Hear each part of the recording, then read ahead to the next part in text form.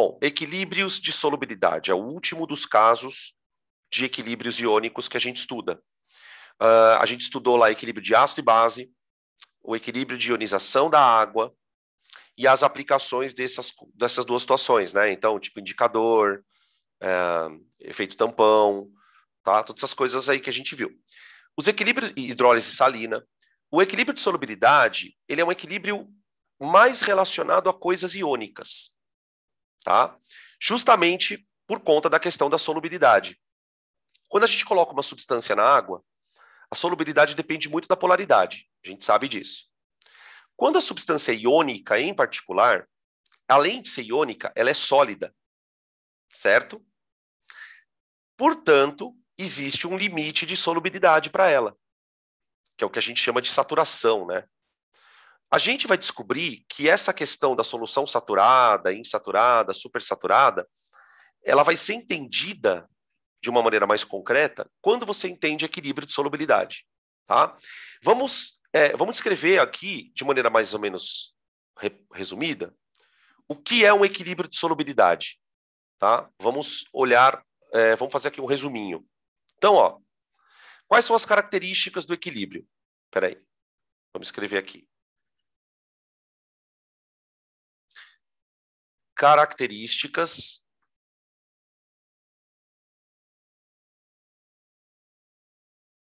do equilíbrio. Bom, a primeira coisa que a gente precisa lembrar é que é um equilíbrio heterogêneo. Heterogêneo.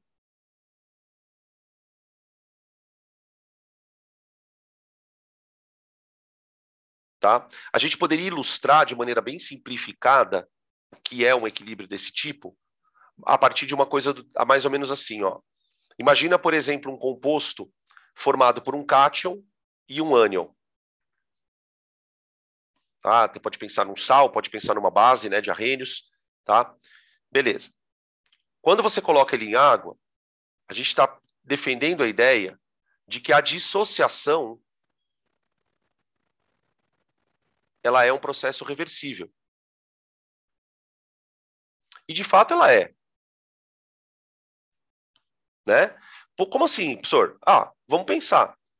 Quando ocorre a dissociação, você tem um processo aqui de dissolução. Dissolução. Tá. Qual é o contrário da dissolução? A precipitação.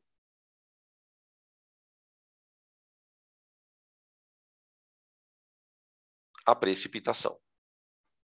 Dissolução seria a nossa reação direta, precipitação seria a nossa reação inversa. Tá? Para que esse sistema exista, para que você consiga observar isso em laboratório, é preciso que você tenha lá dentro do sistema as duas coisas acontecendo. Então, você tem que ter dissolução e precipitação. Né? Muitas vezes a gente olha para isso e fala assim, peraí, Dan, mas estranho. Porque quando eu jogo sal na água, aqui na minha casa, eu não vejo o sal dissolvendo e precipitando, eu só vejo ele dissolver. Se você começar a colocar sal pra caramba, você vai conseguir chegar nesse ponto de equilíbrio. Você só consegue chegar nesse ponto quando a solução está saturada. Né? O equilíbrio de solubilidade, ele ocorre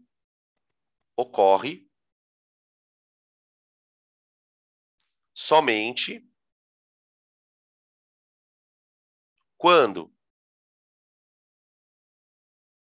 a solução for saturada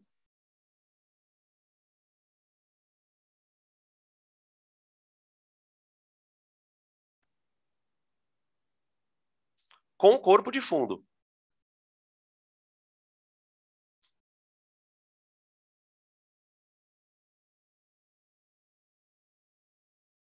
Com corpo de fundo.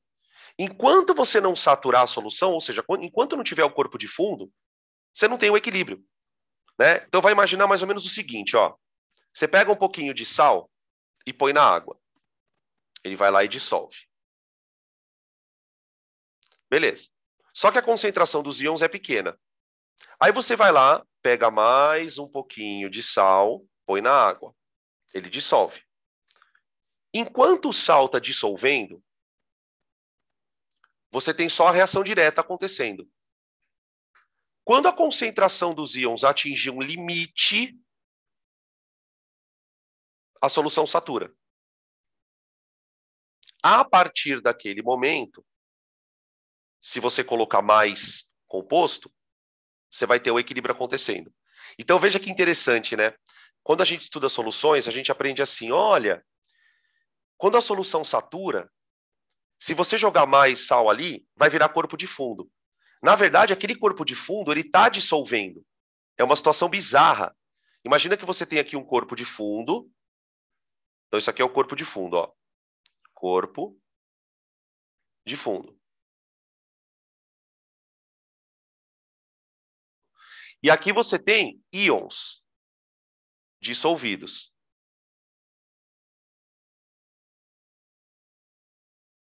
O que nós estamos defendendo aqui é a tese de que há uma reação de dissolução que continua acontecendo, há uma reação de precipitação, mas como estão em equilíbrio, a velocidade de dissolução é igual à velocidade de precipitação.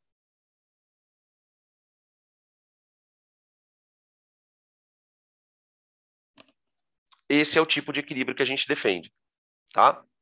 O que pode deslocar esse equilíbrio, gente? Qualquer coisa que você imagina que desloque um equilíbrio. Temperatura, desloca.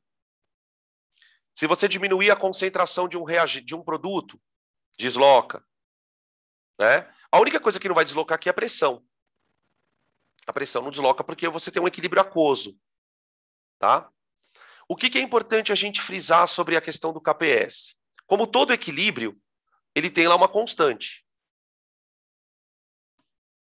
que é a constante de produto de solubilidade. O que essa constante me informa? A capacidade desse cara em dissociar. A capacidade desse cara de dissociar.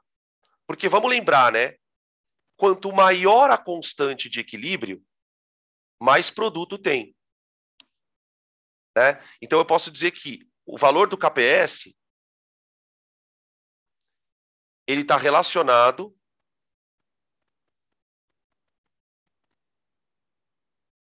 à concentração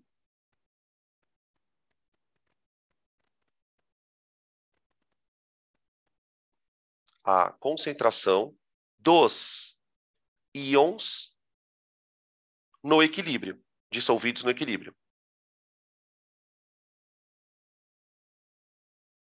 Vamos lembrar que quando eu falo em constante, não importa qual constante seja, né, Ka, Kb, KPS, constante é produto sobre reagente. Então, se a constante é alta, é porque tem bastante produto. E aí você entende por que a constante é chamada de solubilidade. Porque se a constante é alta, é porque naquele equilíbrio tem bastante íon dissolvido. Percebem? Se naquele equilíbrio tem bastante íon dissolvido, significa que o sal é muito solúvel. Todo sal tem uma constante, gente. Todo sal. Aqui nessa tabela, vocês veem valores de alguns compostos, ó. Sabe aqueles compostos que a gente fala que são insolúveis na água? Na verdade, eles não são insolúveis. Eles têm um equilíbrio de constantes bem baixinhas, tá vendo? Ó? Tem algumas... Ó, gente, olha a constante do hidróxido de ferro 3. A constante é da ordem de 10 a menos 39. Concorda? Então, quer dizer, o equilíbrio tem pouquíssimo íon. O equilíbrio tem pouco íon. Aqui você tem constantes 10 a menos 5, sulfato de cálcio, que é um sal insolúvel. A gente aprende que o sulfato de cálcio é um sal insolúvel, né? E aí você tem uma constante bem pequenininha, tá? Praticamente eles são insolúveis, tá? O que é importante a gente citar, que são as coisas que eu queria que vocês soubessem. Primeiro, eu consigo avaliar que sal é mais solúvel, que sal é menos solúvel pela constante. Da mesma forma que você avalia que ácido é mais forte e mais fraco pela constante.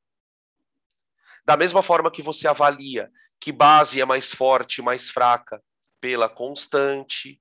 Aqui você está analisando com que sal é mais solúvel ou menos solúvel pela constante. Percebem que é a mesma coisa? Não muda nada na abordagem do assunto? Tá?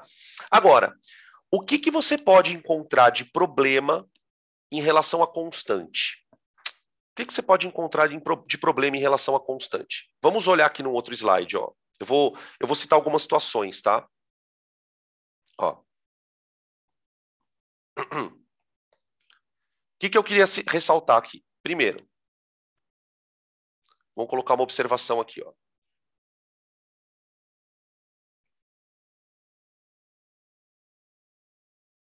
Quanto menor a constante,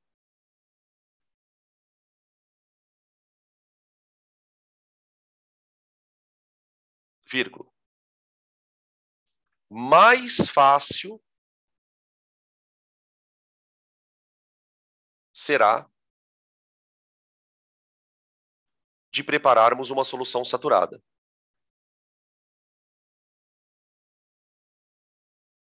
Opa. Quanto menor for a constante, mais fácil será de prepararmos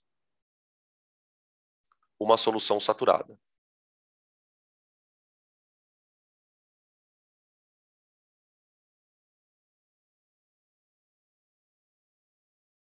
Essa frase eu acho que é a frase mais louca. Se vocês conseguirem entender isso, vocês entenderão KPS.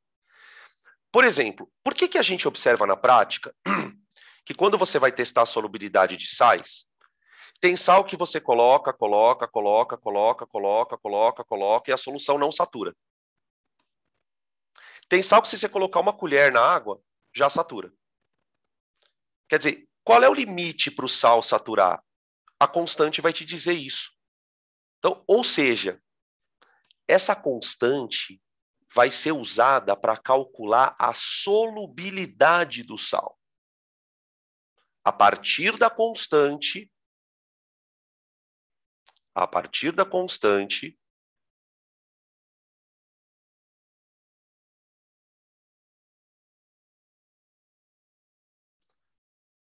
podemos calcular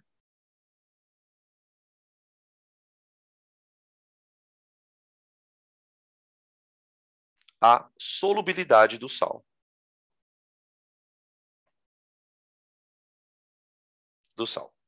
Eu vou citar aqui um exemplo de como isso é feito, para que vocês tenham como parâmetro isso. Vamos olhar aqui nas constantes. Eu vou pegar uma constante que seja fácil da gente trabalhar com conta, tá bom? Ó, eu vou pegar o sulfato de bário. Eu vou escolher o sulfato de bário, tá? O sulfato de bário, gente, ele tem uma constante de 1,110 a menos 10.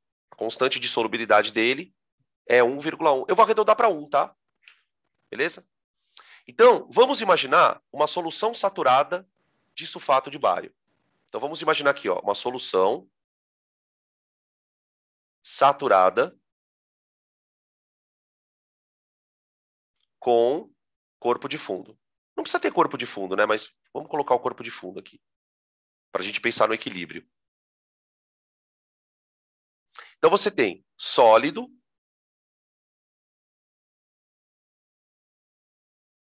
vai e volta, bário, aquoso, mais sulfato, aquoso.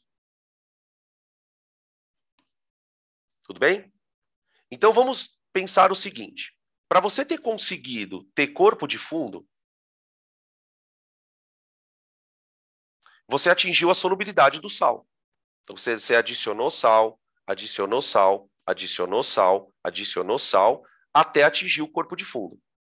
Então, vamos imaginar que a solubilidade do sal... Opa, vamos supor que a solubilidade do sal... Oxi, branquicha, seja x mol por litro.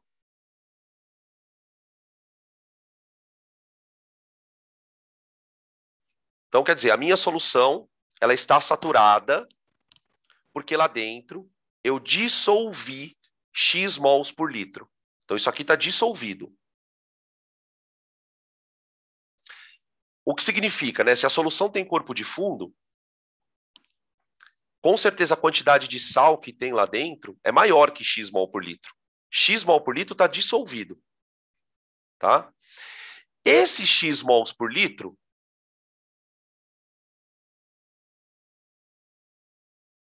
se tornam X mols por litro de bário e X mol por litro de sulfato. Então, tenta imaginar que você tem aqui um corpo de fundo, ó. Aqui é o sal dissolvido. Corpo de fundo. E em cima do corpo de fundo, você tem aqui bário na concentração de X mol por litro e sulfato na concentração de X mol por litro. Tá? Como é que a gente descobre quanto tem de cada íon? Porque pensa comigo, se eu descobrir quanto tem de bário e de sulfato, que são os íons que estão ali dentro, eu sei que foram dissolvidos X mols por litro do sulfato de bário. Né? A constante de equilíbrio vai me ajudar a fazer isso. Por quê? Porque se a gente escrever a fórmula da constante de equilíbrio, a gente vai chegar à seguinte conclusão. Ó. Vou colocar aqui, peraí. A constante de equilíbrio, que eu vou chamar de KPS, ela é concentração de produto dividido pela concentração do reagente. Toda constante é assim que se calcula. Só que nesse caso, o meu reagente é sólido.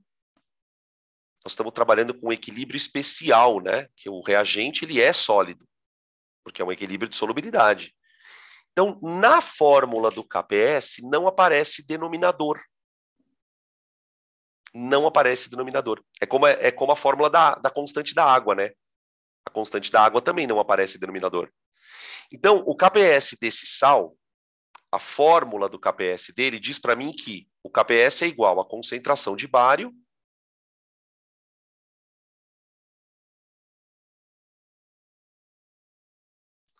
multiplicada pela concentração de sulfato.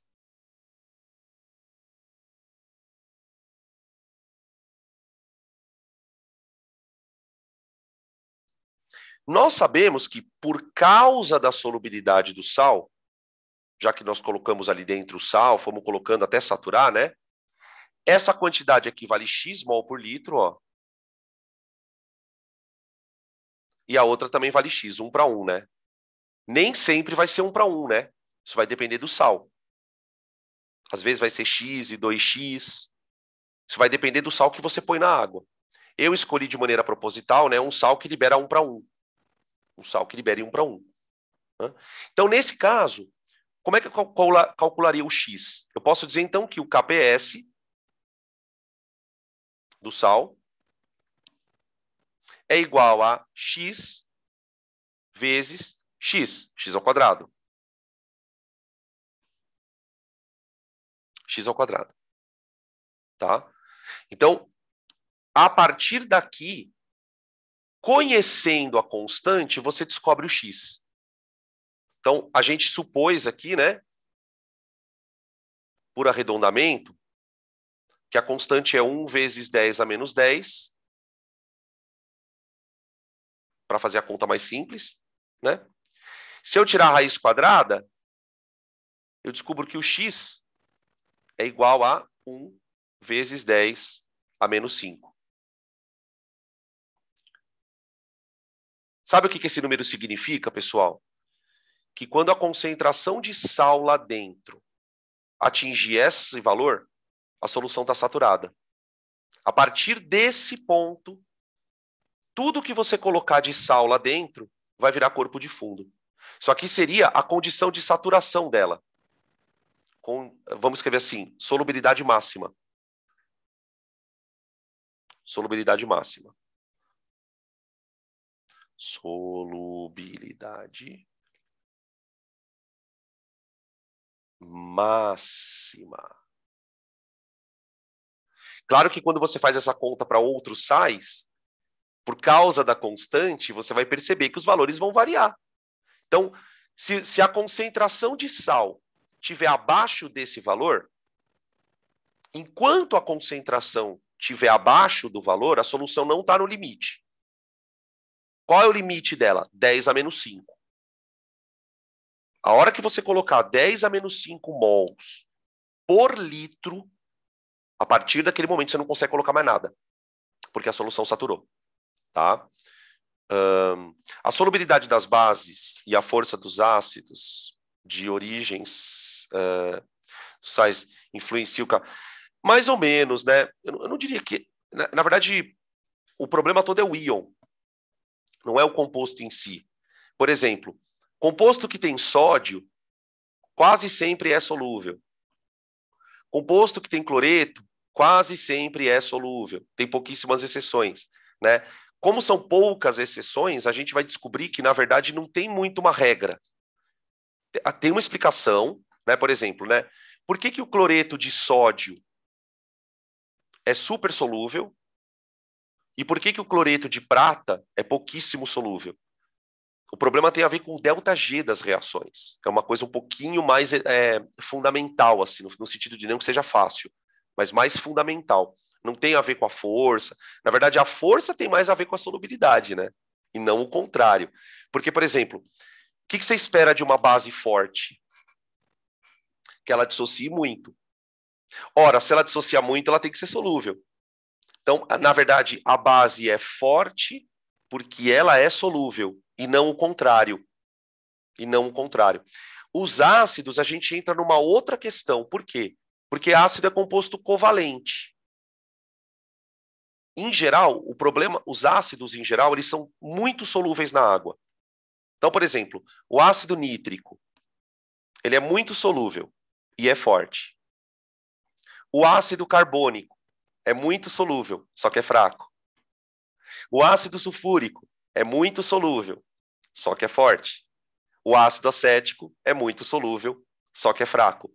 Então, para ácido não dá para relacionar força com solubilidade. Para base, para sal, você pode. O que é uma base forte? É uma base que dissolve bem. O que é um sal que a gente vai chamar de eletrólito forte? Um sal que é chamado de eletrólito forte, ele só é forte porque ele tem um KPS alto pra caramba. Então ele até atingir aquela condição limite, ele tem bastante sal dissolvido. Todo sal tem um KPS. Né? É óbvio que, por exemplo, quando o sal é que nem o NaCl, o KPS dele é gigante. É gigante, deve ser tipo 200, sei lá quanto, que é o KPS do NaCl. Tá? Mas o NaCl satura uma solução. Vai chegar uma hora que ele vai saturar a solução. Tá? Tudo bem? Deu para entender como funciona a questão do KPS, gente? Para você aumentar a solubilidade do sal, você tem que deslocar o equilíbrio. Né? Deslocar para a direita, aumenta a solubilidade do sal. Como é que você pode fazer isso, por exemplo? Mexendo na temperatura. Tudo vai depender do nosso bom e velho ΔH.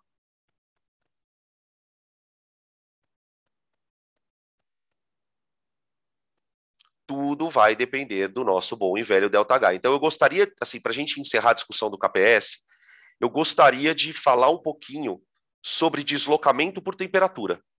Por que a solubilidade de um sal varia com a temperatura? Lembra que a gente aprende isso lá nas soluções? Por que isso acontece?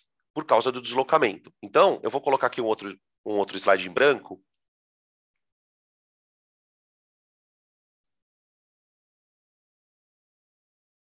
Aqui, peraí, opa. Aqui.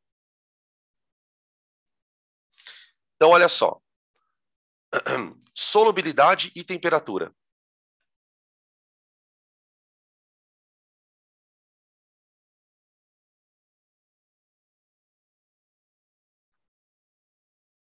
E temperatura.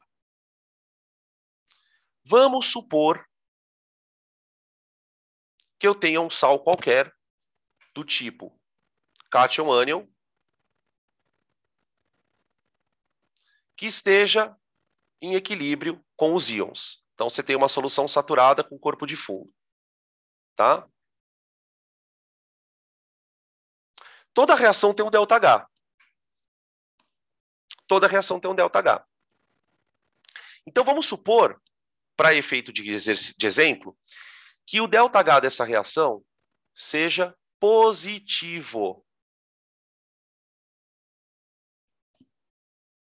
Se o ΔH é positivo, quer dizer que a reação direta é endo e a inversa é exo. Tudo bem? Agora para pensar um pouquinho. Se a reação direta é endo, você concorda que um aumento de temperatura vai favorecer a endo? Assim como uma queda de temperatura favorecerá uma exo. Então, por exemplo, para esse sal, o que a gente espera? Qual é o comportamento? O aumento de temperatura aumenta a solubilidade. Vai aumentar constante. Porque se você desloca mais para a direita, você tem mais produto da dissolução. A queda de temperatura diminui a solubilidade. Por isso que a gente usa lá na aula de soluções o termo solubilidade endotérmica. Olha aqui, ó.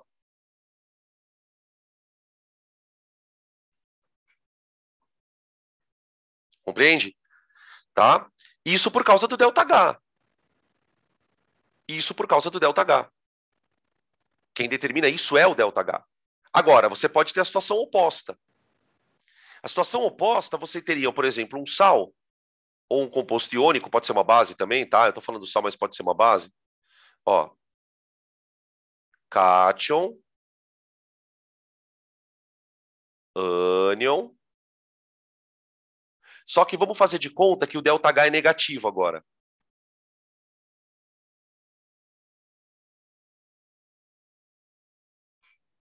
Se o ΔH é negativo, a direta é exo e a inversa é endo. Direta exo, inversa endo. Ok? A mesma coisa a gente pode fazer. Você pode aumentar a temperatura ou diminuir. O que vai melhorar a solubilidade nesse caso? Percebe? Tipo, ó, se eu abaixo a temperatura, eu favoreço a exo. Nesse caso, por causa do ΔH, a exo é a que dissolve o sal. Então, aqui eu aumento a solubilidade. Lembra daquelas curvas de gráfico? Aumenta a solubilidade.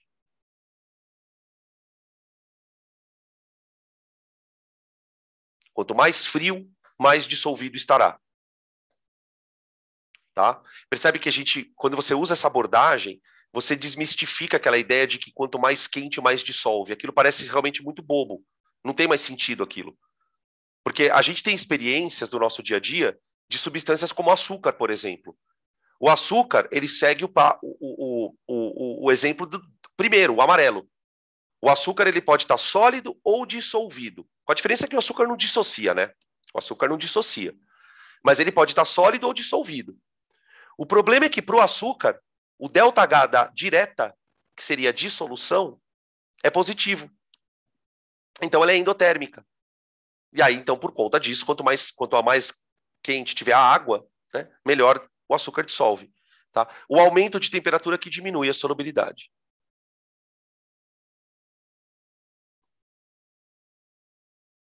Sabe o que isso significa? Pensando num exercício meio foda, que você pode ter dois sais numa solução e pode separar eles só mexendo na temperatura. Imagina que você tenha numa solução um sal com delta, com o caso do amarelinho, por exemplo, e o sal, que nem o azulzinho. Na mesma solução. Os dois estão dissolvidos, numa temperatura qualquer ali. Se eu aumentar a temperatura, eu favoreço que um precipite.